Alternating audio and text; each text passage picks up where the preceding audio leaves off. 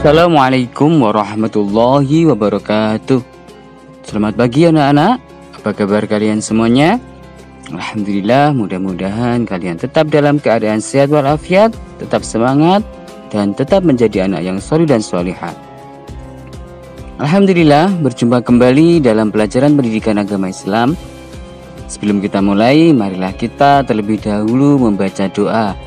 Bismillahirrahmanirrahim. Rabbi zidni ilma warzuqni fahma. Amin ya rabbal alamin.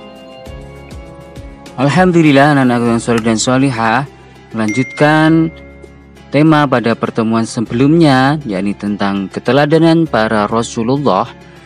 Pada kesempatan kali ini kita akan membahas kisah teladan Nabi Ilyas dan Nabi Ilyasa alaihi salam. Kisah teladan Nabi Ilyas alaihi salam. Nabi Ilyas adalah keturunan keempat dari Nabi Harun. Ia diutus oleh Allah kepada kaumnya, Bani Israel, yang menyembah patung berhala bernama Baal.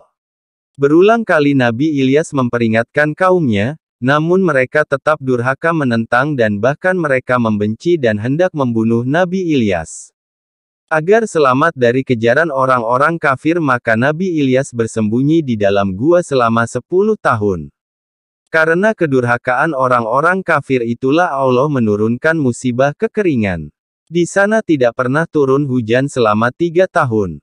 Akibatnya banyak tanaman dan binatang ternak yang mati serta banyak pula penduduk mengalami kelaparan karena kekurangan makanan. Setelah musibah terjadi, mereka baru tersadar bahwa seruan Nabi Ilyas itu benar. Setelah kaumnya sadar, Nabi Ilyas berdoa kepada Allah agar musibah kekeringan itu dihentikan. Doa Nabi Ilyas didengar dan dikabulkan Allah.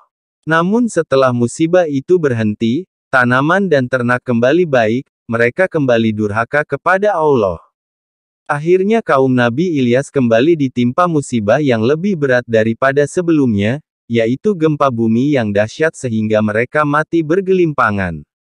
Nabi Ilyas dan orang-orang beriman lainnya selamat, sebab mereka telah pergi lebih dahulu meninggalkan negeri itu. Pelajaran yang perlu dipetik dari kisah Nabi Ilyas alaihi salam. Nabi Ilyas senantiasa sabar menghadapi umatnya yang durhaka, dan tidak pernah berhenti mengajak kepada kebaikan. Nabi Ilyas selalu berdoa untuk keselamatan umatnya.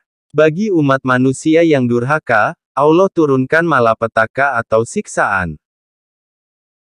Kisah teladan Nabi Ilyasa alaihi salam. Nabi Ilyasa adalah keponakan Nabi Ilyas. Ia pernah bersembunyi bersama Nabi Ilyas di gunung untuk menghindari bala tentara Raja Balabak. Setelah Nabi Ilyas meninggal dunia, Ilyasa menggantikannya dalam mengurusi kaumnya. Allah menjadikannya sebagai nabi setelah Nabi Ilyas. Nabi Ilyasa melanjutkan misi pamannya sampai akhirnya kaum Nabi Ilyasa kembali taat kepadanya. Selama masa kepemimpinan Nabi Ilyasa, kaum Bani Israel hidup rukun, tenteram, makmur, karena berbakti dan bertakwa kepada Allah. Akan tetapi setelah ia wafat, kaumnya yakni Bani Israel, kembali durhaka kepada ajaran Allah yang dibawa Nabi Ilyasa. Hari demi hari mereka semakin kufur kepada Allah.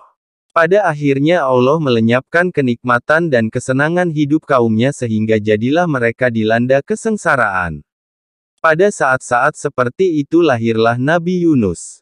Pelajaran yang perlu dipetik dari kisah Nabi Ilyasa. Nabi Ilyasa adalah pelanjut kenabian Nabi Ilyas. Nabi Ilyasa mampu menciptakan kaumnya hidup rukun, tenteram, dan makmur, karena berbakti dan bertakwa kepada Allah. Ketaatan kepada Allah dan Rasul-Nya pasti membawa kebahagiaan hidup di dunia maupun hidup di akhirat kelak. Nah, demikian anak-anak kisah keteladanan Nabi Ilyas dan Nabi Ilyasa alaihi salam. Mudah-mudahan kita bisa mengambil hikmah dan meniru keteladanannya. Mudah-mudahan bermanfaat. Cukup sampai di sini dulu perjumpaan kita. Marilah kita akhiri dengan membaca hamdalah. Alhamdulillahi rabbil alamin. Akhirul kalam, wallahul muwafiq ila aqwamit thoriq. Wassalamualaikum warahmatullahi wabarakatuh.